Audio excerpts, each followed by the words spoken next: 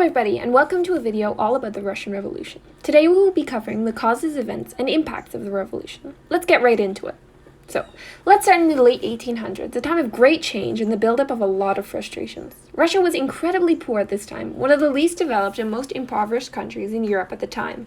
Not a whole lot had changed in the last hundreds of years in terms of social and political structure.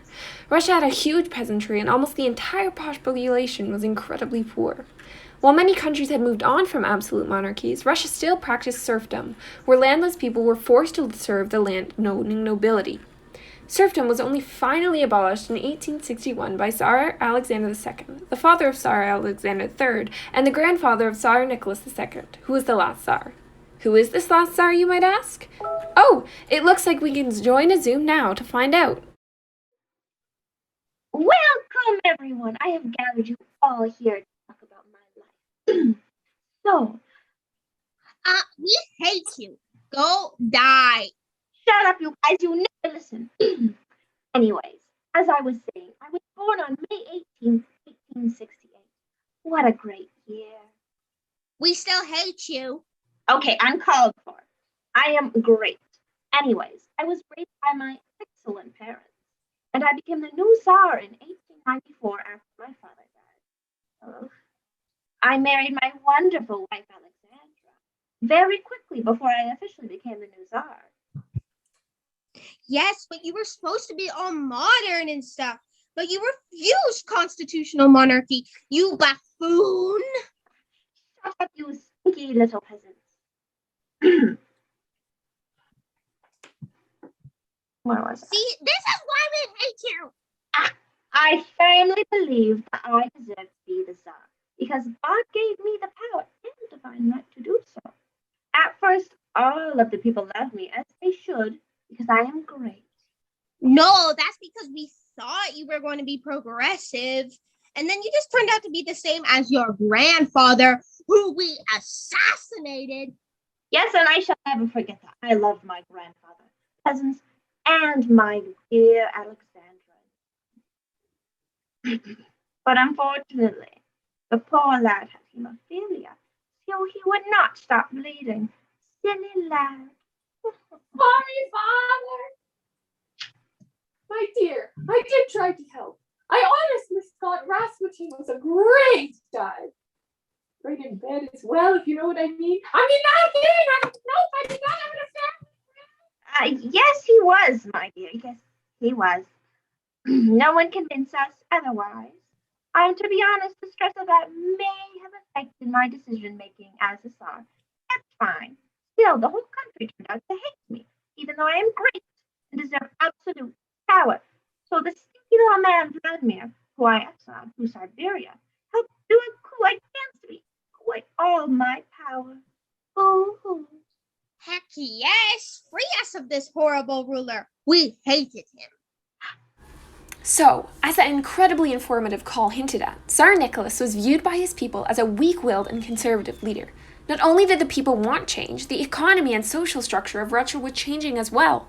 The Industrial Revolution had finally arrived in the late 1800s, and former peasants moved to cities and began working as industrial workers. The population of major cities doubled between 1890 and 1910, creating overcrowded and destitute living situations for the workers in the cities. Russia went through many food shortages and famines, and the Crimean War only added to the desperate food situation in Russia. The people began to get increasingly frustrated with the decisions of the Tsar, who was taking their fathers and sons to fight away in far places. As the tensions began to rise, a man named Grigory Rasputin began to rise in power as the healer of the Tsar's son, and he gained more and more influence over the Tsar and his wife. This leads us to the famous Bloody Sunday Massacre, which was a protest against the Russian monarchy. Tsar Nicholas, leading Russia into the Russo-Japanese War in 1904, aided in revolutionary groups growing in size and power. In this revolutionary protest, workers tried to storm the castle but were attacked by imperial forces. These forces opened fire, killing and wounding anywhere from a few hundred to over 1,000 people, and eventually led to the 1905 Russian Revolution. Even after the compromises of this first revolution, the weak leadership of the Tsar, who was becoming more and more influenced by the mad monk Rasputin, continued to infuriate the people. By the beginning of World War I, the Tsar had made enough foolish decisions to push his people to almost a breaking point, and Lenin had gained enough power to make a move. But before we talk about that, let's figure out who Lenin was. Privet, y'all. The name is Lenin. Vladimir Lenin. But actually, my real name is Vladimir Ilyich Ulyanov. I was born in Russia on April 22nd, 1870. Death to the Tsar! Yeah, that's my older brother, Alexander. Yeah, woohoo, Alexander. Go kill that Tsar! He's great, isn't he? Oh, shoot. Look at that. He got caught. Dang, they found my bomb. Okay, now I am very much scarred after witnessing the death of my brother. I think I shall be wise and follow in his footsteps. Who's sick? This is now the only thing that I care about. And oopsie, now I'm getting arrested and exiled for it.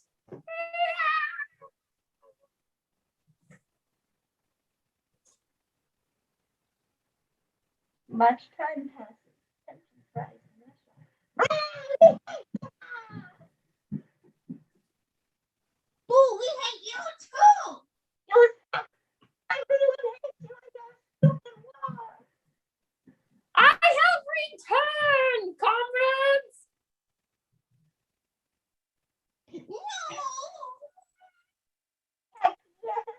Cool time. Yes, my dudes, I am now the leader of this good land. Communism time! Yes.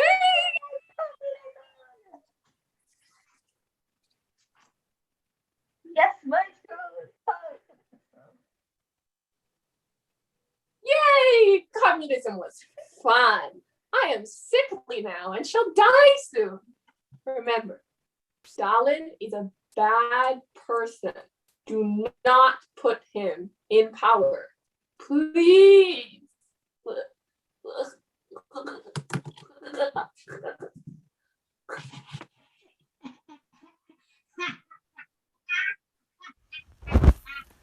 Now we move on to the 1905 revolution, which began in February when workers and peasants rioted. While there were several general strikes from the Bloody Sunday massacre up until now, this one received some sort of response.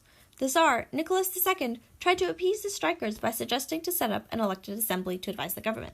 This, of course, was not enough for some workers and peasants, or even some of those who held government positions, like some Zemstos. By April, the strikers were still unsatisfied with the Tsar and were demanding a constituent assembly. At this point, the revolution has also spread outside of Russia to other countries in the empire, like Poland, Finland, the Baltic provinces, and Georgia. Nationalistic ideas helped motivate the revolution and its spread. The growing revolution was met with violence by the Black Hundreds, who were an anti-revolutionary group with anti-Semitic roots that was made up of the rich, police, and clergymen. Like the revolutionists, they were also fueled by nationalism, Russian nationalism. Armed forces soon joined the revolution and gathered around the Trans-Siberian Railway. Months later in June, the crew of the Potemkin, a Russian battleship, mutinied. The mutiny was sparked by maggot-infested borscht. A failed attempt to simply kill those who protested against the inedible meal resulted in a dead captain and a ship set for Odessa. Crew members arrived in Odessa's harbor and rallied up workers. There they gained support of those already protesting by sharing their story. Protests turned to riots as workers began to set buildings on fire. When the Tsar was informed of this, he set the city's garrison to take care of things. They killed around 1,000 workers, and the Odessa massacre left many feeling defeated. In August, the government announced new assembly election procedures, which sparked more protests that continued to escalate through September. But it was in October that the revolution reached its peak. What began as a railroad strike on October 7th soon turned into a massive protest spanning throughout many large Russian cities. It was also in October that the Workers' Council, or Soviet, was formed, and on the 26th, the St. Petersburg Soviet was formed. On the 30th, the Tsar issued the October Manifesto in response to the growing protests. This promised citizens a constitution and elected legislator. While many of the protesters still thought this wasn't enough, there were some who were satisfied that returned to their jobs. About a month later, the Russian government arrests a Soviet chairman in November, and then in December they arrest Leon Trotsky and other members while also occupying their building. By early 1906, the revolution was basically over, and the government had regained control over the Trans-Siberian Railroad, the army, and surrounding countries once more. But the revolution did not result. I'm going to repeat that last bit. By early 1906, the revolution was basically over, and the government had regained control over the Trans-Siberian Railroad, the army, and surrounding countries. But the revolution did result in the fundamental laws which carry out the promises of the October Manifesto, the Duma, and also set the stage for future revolutions. The next of those revolutions is the February Revolution, which took place on March 8, 1917 in Petrograd. The Russians use the Julian calendar, so for us, the February Revolution actually takes place in March. The revolution was first led by thousands of women demanding food and soldiers' rations, while still remaining patriotic. While there were earlier demonstrations or bread riots, this one had the most notable impact. The protests began with mostly women and students, but soon they had male factory workers joining in. During the second half of the day, when more men had joined, they had also begun to shout, "Down with the Tsar." Demonstrators made their way to Nevsky Prospect from more industrial areas and incited chaos. Police attempted to stop them from crossing Litany Bridge on their way to their destination. Thousands of demonstrators managed to cross the river and looted shops once there. The next day, even more people showed up. These crowds were made up of citizens, young and old, who continued to loot shops, overturn trams and carriages, and fight police. The demonstrations continued from March 8th to the 16th. On the 11th, troops of the Petrograd Army garrison were sent to take care of things. They killed many demonstrators, but more still remained and refused to leave. On the 12th, many of the garrison soldiers ended up caving and actually joining the rioters. These turned soldiers formed the Petrograd Soviet. Order number 1 was passed on the 14th by the Petrograd Soviet. It instructed soldiers not to obey any orders that came in conflict with Soviet directives. In response, the Duma formed a provisional government on the 15th to attempt to peacefully take back control of the revolution. Russia also saw the end of Tsarist autocracy on this day when Nicholas II stepped down from his role as Tsar, and his brother Michael refused the crown. After all this, peasants were still hungry and rioting for food, as the requests for rations and food have not yet been met.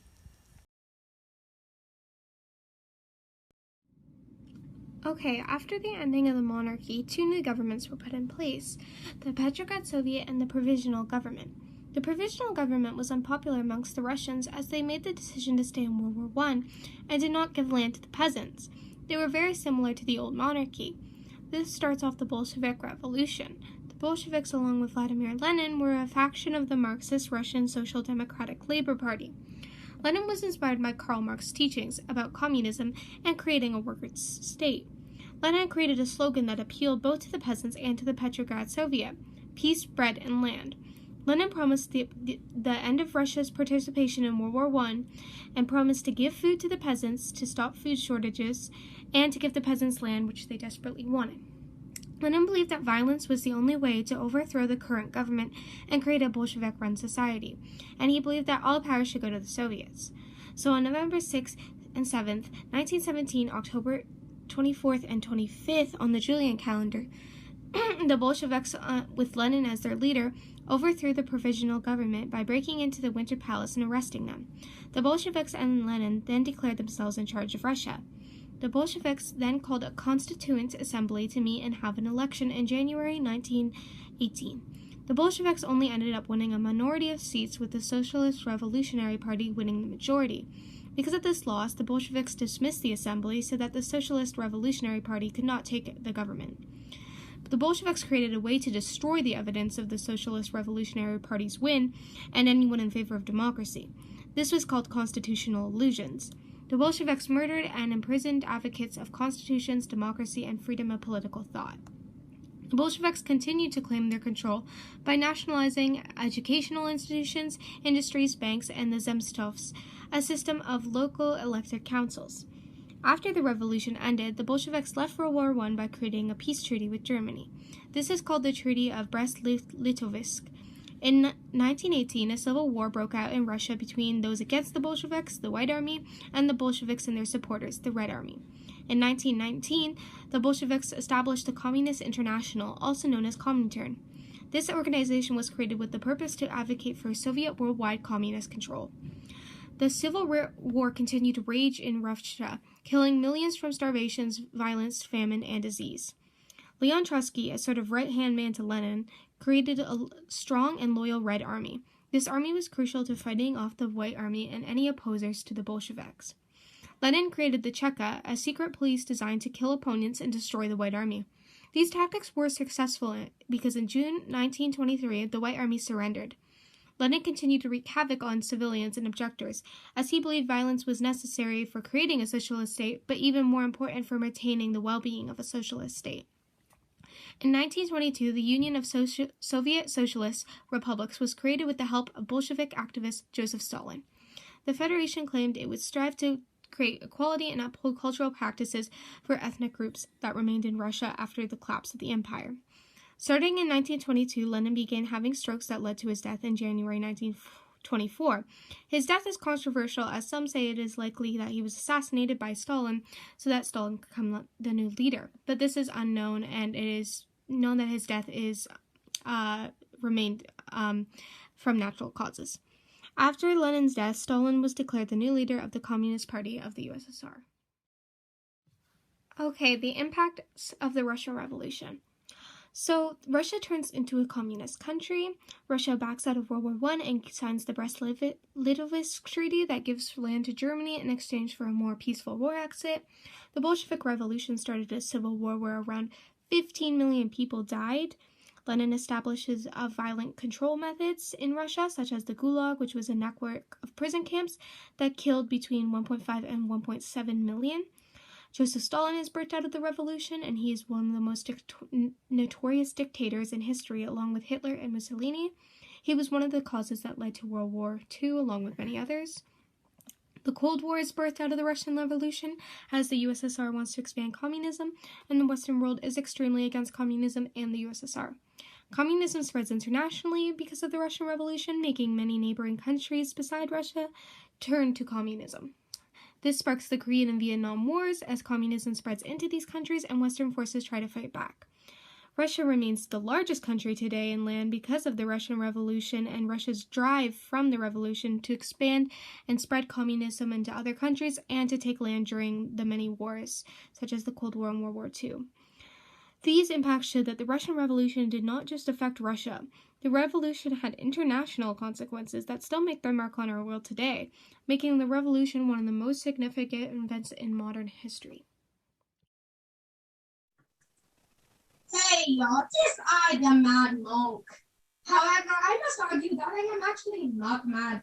The only way that saying I am mad is correct by saying I have mad skills.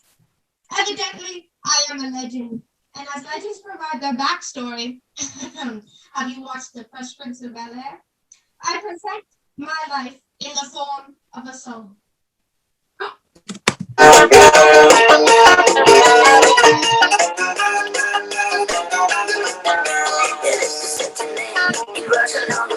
He was big and strong, his eyes were flaming glow.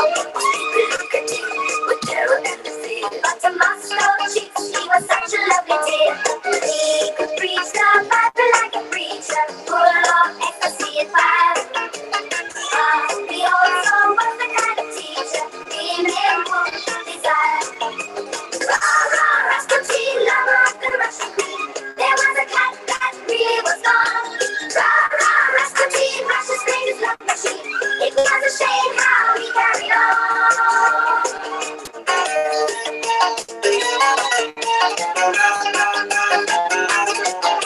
He moved to Russian land and never mind saw. But the cars are chopping, that's really wunderbar. All of his mistakes, he was the man to please. But he was real great when he had a girl to please. Oh, the queen, he was no real dealer. Though she heard the things he done. She believed he was a holy dealer who would be her son. Rasputin, lover of the Russian queen, there was a cat that really was gone. Rasputin, Russia's greatest love machine. It was a shame how he carried on. But when his drinking, lusting, and his hunger for power became known to more and more people, the demands to do something about this outrageous man became louder and louder.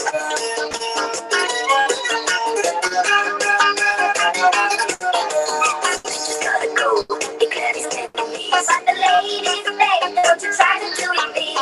No, this Rasputin had lots of hidden charms. So he was a bruise, they could smell into his arms. Then one night, some men of high standing, sex extravagant unto